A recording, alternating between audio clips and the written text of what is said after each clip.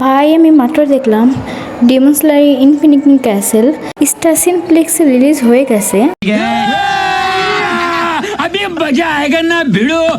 Star সিনেপ্লেক্সে release হয়ে গেছে মানে ওরা রিলিজ করে দিছে।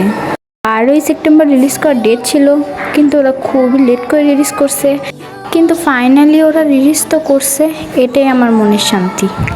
সো আমরা ফাইনালি দেখতে যাব সিনেমা হলে আমাদের ফেভারিট অ্যানিমে ডিমন স্লেয়ার। এই যে ভাই ফাইনালি ওরা রিলিজ করে দিছে। ভাই আমি এটার জন্য কতদিন ধরে অপেক্ষা করছিলাম।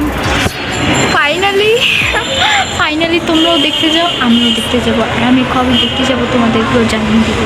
কিন্তু ভাই ওরা তো পুরাই আমাদেরকে লুটে নিবে, ভাই। আমি বরবাদ পরে তাণ্ডব দেখছিলাম স্টার সিনেপ্লেক্সে গিয়ে সনি হলে 500 টাকা দিয়ে, আর এখানে ওরা নিচ্ছে একটা টিকিটের দাম 850 টাকা করে নেবে ওরা। ভাই একটু তো চিন্তা করতো আমাদের মতো গরিবদের জন্য। আর আমি যদি যাই আমি মিরপুর আগে যাব সনি হলে, মিরপুর 1-এ ওইটা। আমার বাসা 14তে, তাই এটা আমার জন্য কাছে হবে।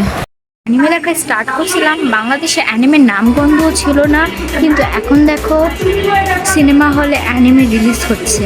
এটি খুবই খুশির খবর আমাদের জন্য অ্যানিমে ফ্যান্সদের জন্য। দেখা হবে তোমাদের সাথে নেক্সট ভিডিওতে, ততক্ষণের জন্য আল্লাহ হাফেজ।